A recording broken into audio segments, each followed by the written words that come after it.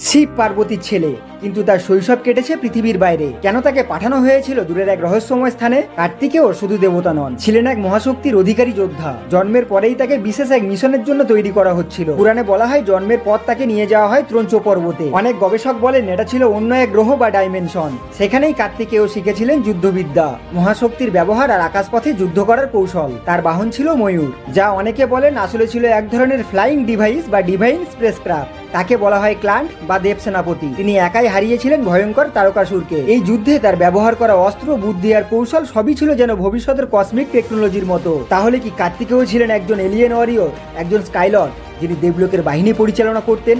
এটা কি শুধুই পুরাণের গল্প, নাকি প্রাচীন ভারতীয় সভ্যতার এক গোপন মহাজাগতিক ইতিহাস? কার্তিকেয় শুধু দেবতা ছিলেন না, হতে পারে তিনি ছিলেন এমন এক কসমিক ওয়ারিয়র যার অস্তিত্ব সময়ের সীমানা পেরিয়ে গেছে।